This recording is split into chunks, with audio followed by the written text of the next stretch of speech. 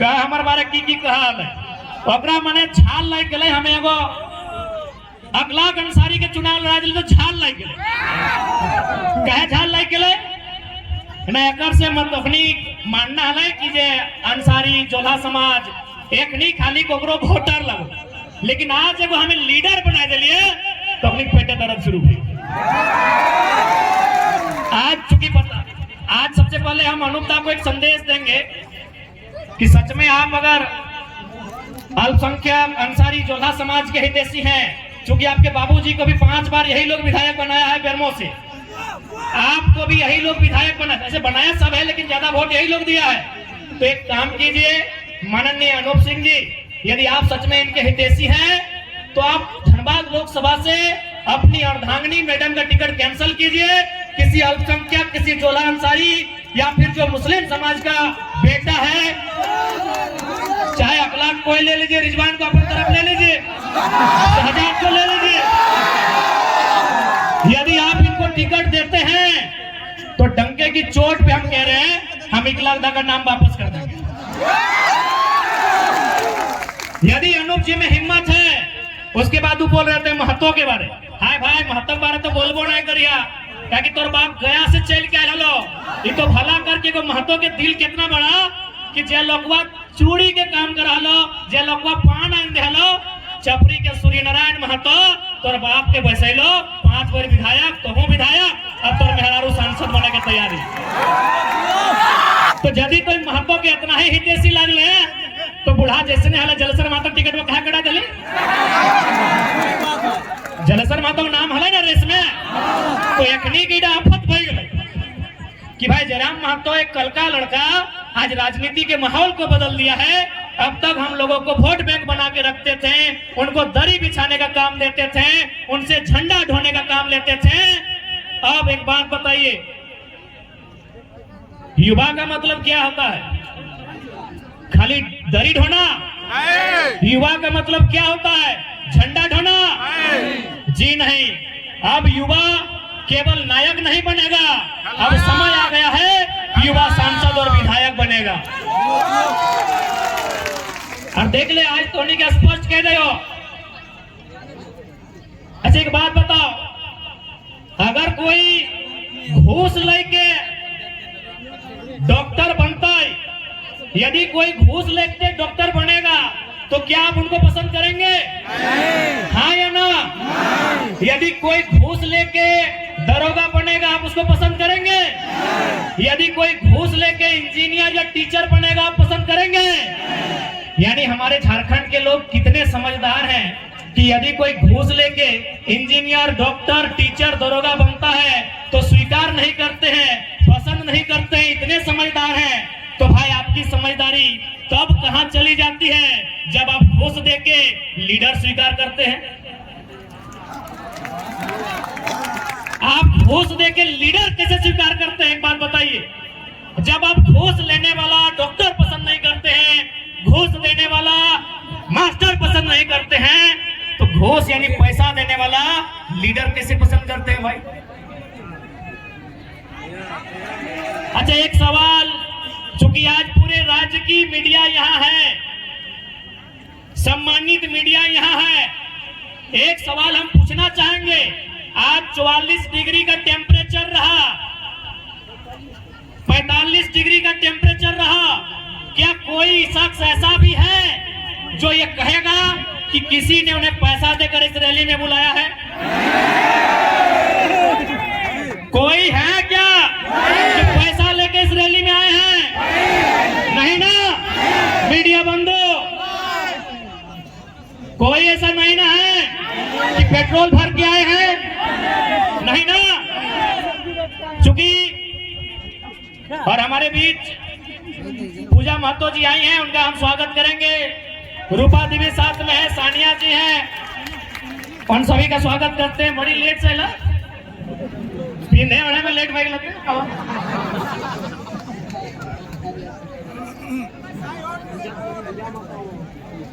तो आज चूंकि पढ़े लिखे नौजवान यहाँ उपस्थित हैं, मैं नौजवानों से एक बात कहूंगा। सांसद का चुनाव समस्याओं के लिए होता है। संसद का चुनाव माइंस एक्ट पर चर्चा करने के लिए होता है। संसद का चुनाव कंपनी एक्ट पर चर्चा करने के लिए होता है। संसद का चुनाव लैंड एक्विजिशन एक्ट पर संशोधन चर्चा बिल प्रेजेंट करने के लिए होता है। अभी जिनको आप सांसद प्रत्याशी सामने हैं, क्या ये लोग लैंड एक्विजिशन समझते हैं? क्या ये लोग कंपनी एक्ट पढ़े हैं? क्या ये लोग माइंस एक्ट से परिचित हैं?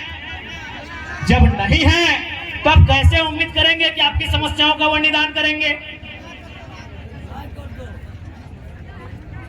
इसलिए आज युवा पीढ़ी को इस बात का रास्ता बनाना होगा कि आज राजनीति करने वाले लोग होने कैसे चाहिए। आज मैं साफ साफ कहना चाहूंगा, मीडिया बंधु सामने हैं, मैं आपको साफ साफ कहना चाहूंगा, मीडिया सवाल करती है कि यदि बाकी लोग जीतेंगे तो विशेष क्या होगा, और अगर टाइगर जयराम महतो जीतता है तो विशेष क्या होगा। ऐसे देखिए, कोई भी जीत के आएगा, काम करेगा, थोड़ा कम करेगा, लेकिन काम हर कोई करेगा। हमने कभी नहीं कहा कि संसद विधायक जो रहे काम नहीं किया, लेकिन उन्होंने जनता से ज्यादा अपना काम किया, पता कर लीजिए। अब सवाल है कि वो जीत के आएंगे तो क्या करेंगे। आज मैं पूरे होश हवास में आपको बताऊंगा, अगर बाकी लोग चुनाव जीत के आते हैं तो सबसे पहले किसी सड़क के किनारे 5 एकड़ 10 एकड़ जमीन खरीदेंगे। चंदन कैरी में खरीदा गया है, पता कर लीजिए।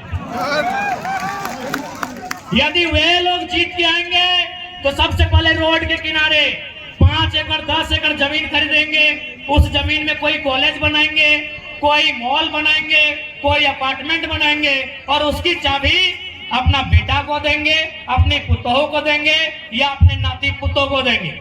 लेकिन अगर जयराम महतो जीत के आता है तो एक बात मानिए, गांव का एक साधारण सा लड़का सांसद बनने का सपना देखेगा। आज के दौर में मुखिया बनना आसान नहीं है। अगर जयराम महतो जीत के आता है तो गांव का, गलियों का, खेतों की पगडंडियों का एक साधारण सा लड़का सांसद बनने का सपना देखेगा, और उस सपने को साकार करने के लिए संघर्ष भी करेगा। अभी आपको तय करना है। और सबसे खास बात हम कहना चाहेंगे, क्योंकि हमने पहले ही कहा है कि नेता बदलने से देश नहीं बदलेगा, पार्टी बदलने से देश नहीं बदलेगा, विचार बदलने से देश बदलेगा। और हम लोग सबसे पहला काम, यदि हम संसद गिरिडीह लोकसभा से जीत कर आते हैं तो आज ऊपर सूर्य को नमन करके, नीचे धरती को वंदन करके, यहीं से पारसनाथ को अभिनंदन करके ये वचन देते हैं कि यदि चुनाव जीत गए तो आज के डेट में एक सांसद की तनख्वाह सैलरी 2,91,000 है। हम लोग 75% गांव के चौपाल में जाएंगे, वहां चर्चा करेंगे कि खर्चा कहां करना है। हम लोग संसद की सैलरी 75% जनता के बीच दान करेंगे। और एक बात आपको आश्वस्त करेंगे, क्योंकि आज किसी भी नेता के बारे में पता कीजिए, आज वो कहते हैं वो गरीबों के नेता हैं, वो मजदूरों के नेता हैं। अरे जितना दाम आपके बहियार खेत का नहीं है, उनके बाथरूम का है। आपका नेता कैसे हुआ वो?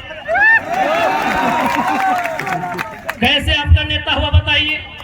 इसलिए हम इस बात की भी घोषणा करेंगे, यदि कभी भविष्य में मेरे नाम से, चूंकि मेरे नाम से अभी कुछ नहीं है, मेरे नाम से शायद आपके झारखंड का हम पहला लोकसभा प्रत्याशी होंगे। शायद हमारे पार्टी के 2-4 को लोग हो सकता है, हमारा गरीब पार्टी है, शायद हम पहला प्रत्याशी हैं जिसका खुद के नाम से एक साइकिल भी नहीं है। पता कर लीजिएगा हमारा नॉमिनेशन फॉर्म में। हमारा खेतीबाड़ी चित्तरपुर पंचायत टोला मानटाड़ के अंतर्गत आता है। हम लोग का जो बापदादा का संपत्ति है। आज पूरे होश हवास में कहते हैं, अगर भविष्य में हम चुनाव जीतते हैं और मेरा अगर 1 इंच जमीन भी मेरे जिला से बाहर रहेगा, मां कसम वोट मत दीजिएगा अगला बार। सोच से भारत बनेगा, नए सोच से नया भारत बनेगा, नए व्यवस्था परिवर्तन से नया भारत बनेगा। इनकी घटिया सोच से भारत कभी नहीं बनेगा। हम पूरे होश हवास में कहते हैं, चूंकि मैं बार बार कहता हूं पारसनाथ को साक्षी मानते हैं। हालांकि कुछ लोग पारसनाथ के नाम सुनते हैं और हालत खराब होने लगता है। होने दीजिए, है भाई मेरा गार्जियन है तो है तभी तो गरज के अकड़ के चलते हैं। कोई हमारा बाल उखाड़ने का कोशिश कीजिए ना, अगर पारसनाथ पहाड़ उसका खाल नहीं उखाड़ लिया तो बेकार करिएगा।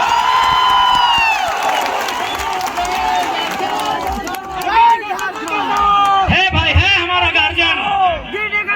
हमारे पीछे कोई गॉड फादर नहीं खड़ा है, हमारे पीछे कोई विधायक सांसद नहीं खड़ा है, हमारे पीछे हमारा इतिहास, हमारी आस्था, हमारी परंपरा, माटी राज पारसनाथ पहाड़ खड़ा है। जिसको फरियाना है सामने आके आंख मिला के बात कीजिए। इसलिए आज आपको हम संदेश देंगे कि 1 इंच भी जमीन अगर मेरे क्षेत्र से बाहर आप सुनेंगे, हम आपसे वादा करते हैं, हम अगर आप प्रमाण दे देंगे, हम दोबारा आपके पास भी वोट मांगने नहीं जाएंगे। आज 25 जून का दिन होगा। 25 जून एकदम भरकर गर्मी का महीना, माफ कीजिएगा 25 मई का दिन होगा। एकदम शनिवार का दिन होगा और सूरज का प्रकोप होगा। आप गर्म से झुलसते हुए आपके बदन में आग का गोला बरसेगा, आपके सर से आपके बदन से पसीना टपकेगा। आप 2 घंटा कतार में खड़ा होंगे, आप 2 घंटा कतार में खड़ा होकर वोट करेंगे। एक बात बताइए, इतनी आग जैसा गर्मी को अपने शरीर में झेलकर अपने बच्चों के लिए वोट करेंगे या सांसद प्रत्याशी जो हैं उनके बच्चों के भविष्य के लिए वोट करेंगे? आज बहुत सारे लोग हमें कहते हैं कि आप नेताओं के पीछे हाथ धो के क्यों पड़े हैं। हम उन्हें कहना चाहेंगे कि यदि वो नेता व्यापारी होते हैं, यदि वो नेता बिल्डर होते हैं, यदि वो नेता किसी कंपनी के मालिक होते हैं, हम विश्वास दिलाते हैं, उनके खिलाफ एक बात नहीं कहते। लेकिन वो हमारे वोट से नेता बने, वो हमारे वोट से एमपी एमएलए बने, और यदि काम वो अपने बच्चों के लिए करेंगे तो भैया हमें तकलीफ होगी, क्योंकि हमने वोट अपने बच्चों के लिए दिया था।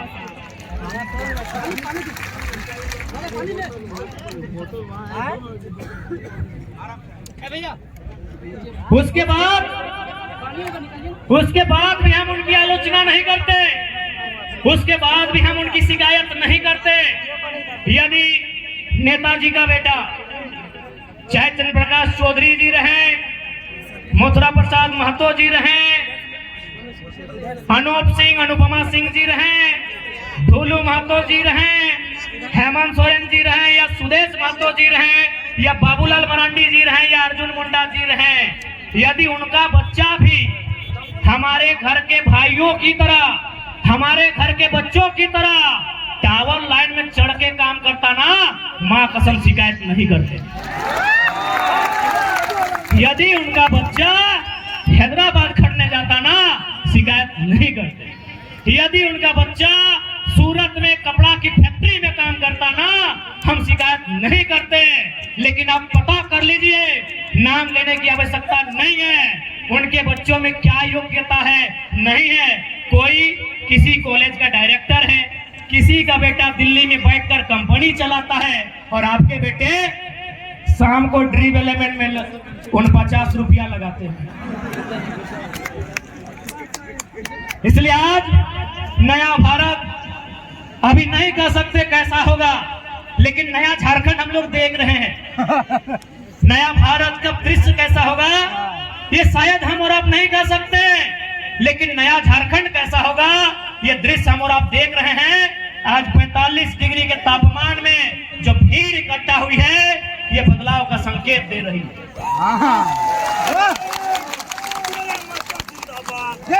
इसलिए आज तुहनी के बीच स्पष्ट क्या चाहो और साथ ही साथ तुहनी के मन में एक सवाल आवो कि हमने की काम करवाए।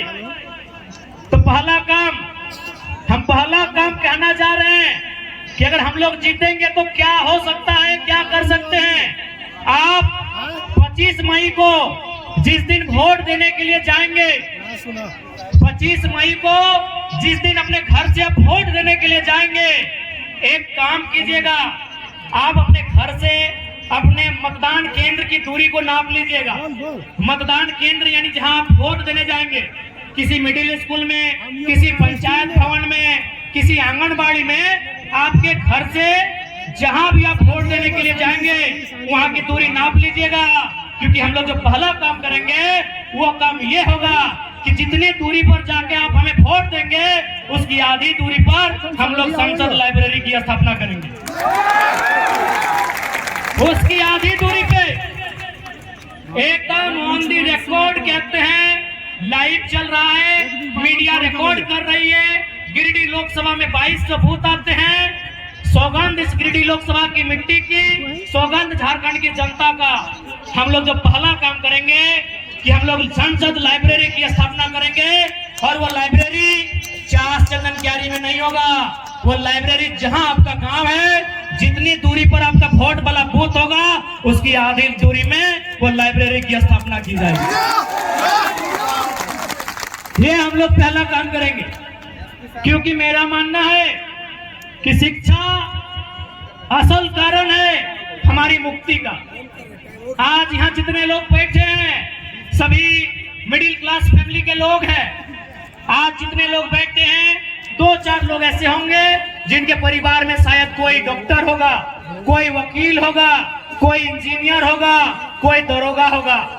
यानी सभी हम मिडिल क्लास फैमिली से आते हैं। यानी हम लोग को मालूम है कि हमारे घर की जो स्थिति है, हमारे किचन की जो स्थिति है, हमारे चूल्हे की जो स्थिति है, उसे अगर हमें उन्नति के रास्ते में लेकर जाना है तो पहला काम करना होगा, अपने बच्चों को इतना पढ़ाना होगा कि अपने दम पर वो अपनी गरीबी रेखा को पार सके।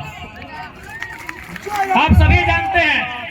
बाकी देखिए यही बड़ी बड़ी इमारतें हैं, चास में, बोकारो में, सेक्टर में कहीं 12 तल्ला है, कहीं 15 तल्ला है, कहीं 20 तल्ला है।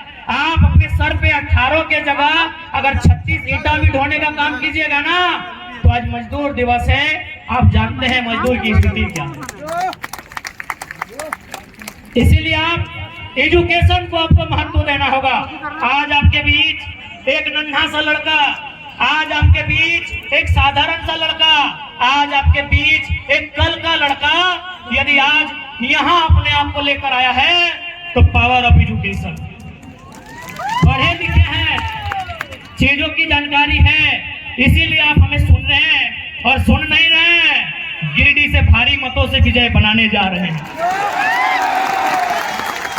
क्योंकि आपको मालूम है कि गिरिडीह में अगर कोई दमदार आवाज रखेगा तो आपको मालूम है वो कौन रखेगा।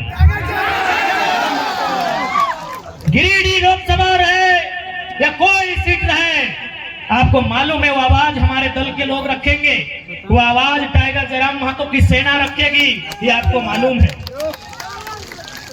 क्योंकि हम कोयलांचल की धरती में खड़े हैं, धनबाद, बोकारो, गिरिडीह के सीमांकन क्षेत्र को, रामगढ़ होते हुए हजारीबाग के क्षेत्र को हम लोग कोयला का क्षेत्र कहते हैं। लेकिन आज आपको जानकारी देना चाहेंगे, इसी धनबाद बोकारो को जोड़ने का काम दामोदर नदी करती है। आपको जानकारी देना चाहेंगे कि हमारे झारखंड में 27% कोयला का खनन किया जाता है।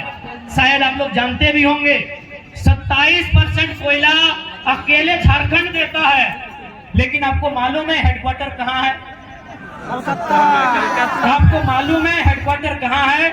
कलकत्ता। कितना शर्म की बात, कितने दुर्भाग्य की बात कि कोयला हमारे जमीन पर और हेडक्वार्टर कलकत्ता। इसीलिए अगर गिरिडीह लोकसभा से जीतते हैं तो सदन में हमारा ये सवाल होगा कि आज के बाद से हेडक्वार्टर कलकत्ता नहीं, धनबाद या बोकारो होना चाहिए।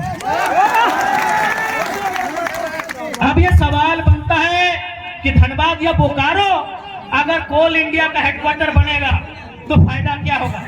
फायदा ये होगा कि आज जो समस्याओं को लेकर हम कोर्ट के चक्कर काट रहे हैं, आज जिन समस्याओं को लेकर हम दर बदर की ठोकर खा रहे हैं, उन समस्या का समाधान सामने होगा।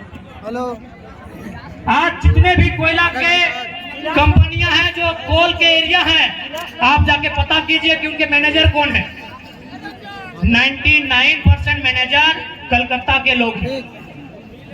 99% मैनेजर कलकत्ता के लोग हैं। यदि हेडक्वार्टर धनबाद या बोकारो आएगा तो मैनेजर झारखंड के लोग बनेंगे।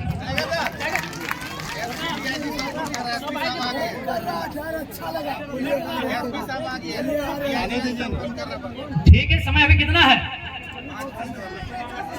समय है ना 5 मिनट। एसपी साहब निश्चिंत रहिए, आपकी नौकरी को खतरे में नहीं लाएंगे। हमें मालूम है कि यहाँ तक आने के लिए आपके माता पिता ने बहुत संघर्ष किया है। हमें मालूम है आपके साथ तमाम पुलिस पदाधिकारी, पुलिस के जवान आज जो यहाँ पर बहुत संघर्ष किए हैं। यकीन मानिए, जयराम महतो का मतलब ही होता है सामाजिक न्याय, तो आपके साथ अन्याय कैसे करेंगे भला? आपको अरेस्ट ही करना है ना, कर लीजिएगा, एकदम हजारों की भीड़ में देंगे, भागने वाला थोड़ी है, कर लीजिएगा। लेकिन 5 बजे का समय है, उसको कहने दीजिए जनता को। आग रहे आपसे 5 मिनट बचा, 5 मिनट, ठीक है। इसलिए अगर हम लोग दिल्ली जीत कर जाते हैं तो झारखंड के इशू पर बात होंगे, झारखंड के मुद्दों पर बात होंगे, झारखंड के लिए लड़ाइयां लड़ी जाएंगी। और साथ ही साथ एक बात आपको कहेंगे, एक मजेदार फैक्ट आपके बीच रखेंगे। क्या आपको मालूम है, क्या आपको मालूम है कि संतरा कहाँ मिलता है? संतरा नागपुर में मिलता है। अच्छा मेरे नौजवान, मेरी माताएं बहनें, एक बात बताइए, नागपुर में जो संतरा मिलता है, क्या उसी संतरा का जब झारखंड में आगमन होता है, जब वही संतरा झारखंड आता है, क्या रेट सेम होता है? क्या रेट सेम होता है? नहीं होता है। अंगूर कहाँ पाया जाता है? नासिक में। अंगूर कहाँ पाया जाता है? नासिक में। जब अंगूर झारखंड में आता है, क्या वही रेट होता है? नहीं होता है। सेब कहाँ पाया जाता है? कश्मीर में। क्या वो सेब झारखंड आता है, वही रेट होता है? नहीं होता है। लेकिन आपको एक मजेदार जानकारी देंगे, आपके झारखंड में कोयला पाया जाता है, जो रेट झारखंड में है, ऑल ओवर इंडिया वही रेट है। इतना शोषण हमारे साथ है, इतना अन्याय हमारे साथ है, इतना जुल्म हमारे साथ है। इसलिए आज जुल्म के खिलाफ आपको आवाज देना होगा और संसद में इस बार बदलाव आपको करना होगा। क्योंकि समय 5 बजने को है, आप लोग डिटेन से घबराइएगा नहीं, आप लोग चुनाव की तैयारी में चले जाइएगा। हाँ एक बात कहेंगे कि आखिर एसपी साहब को आना पड़ा, डीएसपी साहब को आना पड़ा, न जाने और कितने कितने 3-3 स्टार वाले पदाधिकारी आए। एक छात्र को अरेस्ट करने के लिए इतनी मुश्किल,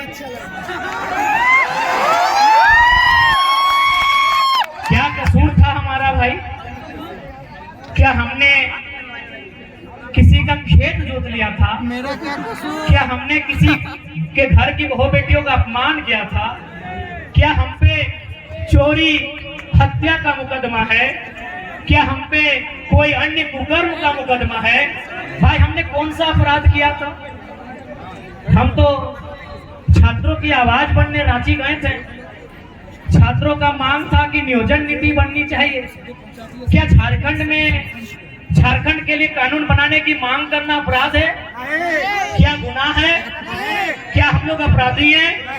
क्या गुनाह है हमारा भाई कि झारखंड पे बात करना, खतियान पे बात करना, पलायन पे बात करना, क्या हमारा यही गुनाह है? तो देखिए झारखंड वासियों, हमें डिटेन का भी तकलीफ नहीं है, हमें मौत का भी तकलीफ नहीं है। उधार कर बस हमें इस बात की तकलीफ है कि झारखंडियों का गुनाह क्या है कि आज आपको एक छात्र को इतनी भारी पुलिस बल के साथ डिटेन करने आना पड़ा। बड़ा दुख की बात है। खैर एसपी साहब बड़े भाई के समान है, उनकी सम्मान में हम आज आने नहीं देंगे, लेकिन मन से जो एक आवाज आ रही वो आवाज तो पूछेगी ना कि हमारा गुनाह क्या है, हमने क्या किया ऐसा, आज हमने क्या किया ऐसा, आज हमने ऐसा कौन सा अपराध किया। इतने ऊंचे ऊंचे पदाधिकारी, इतने बड़ी बड़ी तगमे उनके कंधों पर, इतनी बड़े बड़े सितारे उनके कंधों पर,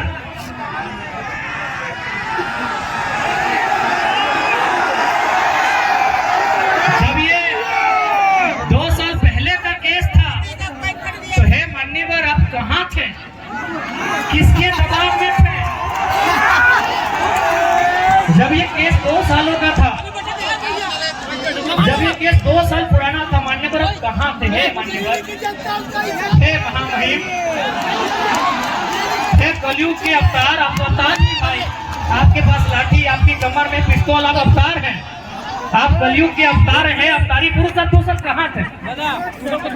किस राजनेता की महत्वाकांक्षा आपको यहाँ खींच के लाई।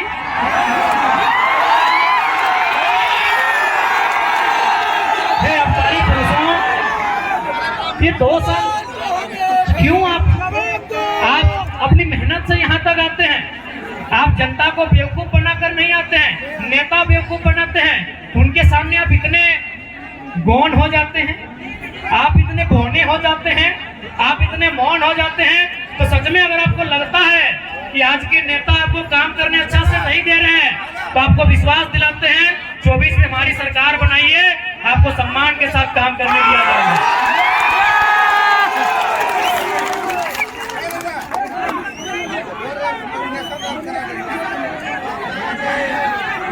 ठीक है, आप सभी से प्रार्थना है शांति व्यवस्था बनाए रखेंगे। देखिए नोमिनेशन रद्द करने का धमकी बेकार दे रहे हैं। हम लोग संसद में जाना चाहते हैं, अपराधी मत बनाइए। चुनाव लड़ना उद्देश्य नहीं है, मकसद नहीं है, रद्द कर दीजिए। जाएंगे परस्ता धुबरा में हम लोग रहेंगे।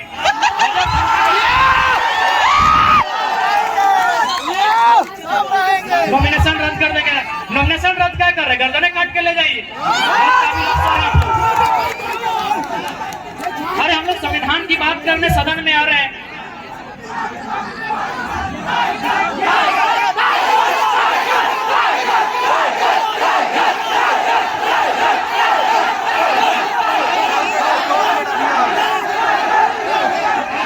ठीक है, आज जितने भी जनता जनार्दन आए हैं, विशेष धन्यवाद आयोजन कमेटी आलोक बाबू, हमारे करमदा, हमारे महासचिव माननीय इस क्षेत्र के हमारे लोकेश बाबू और उनके साथ मदन सर का भी, जो भी इस क्षेत्र के अर्जुन दा, अमित जी, सभी का धन्यवाद देते हैं। विशेषकर आलोक दा, रोनित बाबू भी, विशाल जी बड़ा अच्छा काम किए। और मीडिया कर्मी जो भी आए, आपका बहुत बहुत धन्यवाद। तमाम मीडिया कर्मी आए हैं, आपका धन्यवाद। तमाम मीडिया कर्मी, प्रशासन आपका भी धन्यवाद, आपने कोऑपरेट किया। ड्यूटी का सवाल आप भी मजबूर रहते हैं। बाकी जितने जनता जनार्दन आए उनका धन्यवाद। सभी को जोहार करते हैं। राहुल जी भी बीच में थे, राजकुमार दा है, शिवाजी है, सबका धन्यवाद, जोहार करते हैं। ठीक है, आप लोग यहाँ से आराम से घर चले जाइएगा, आप निश्चित रहे, हमें कुछ नहीं होगा। आप यहाँ से आराम से घर चले जाइएगा, आपसे प्रार्थना है।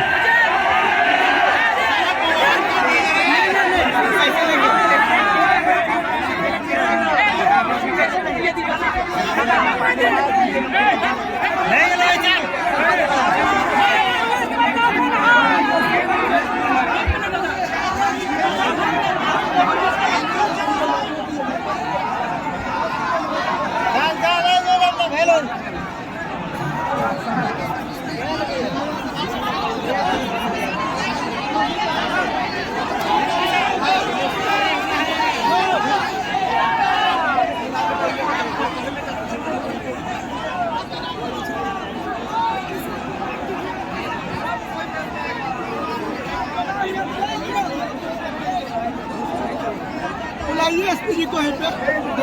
कैसा है नया वाला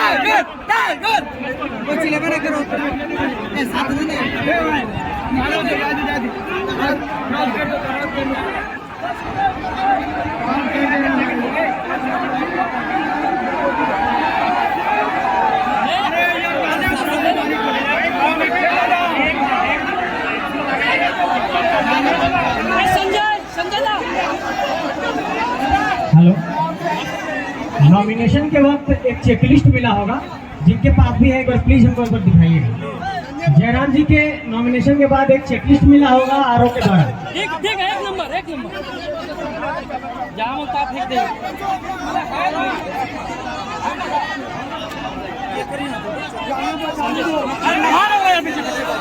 संजय तक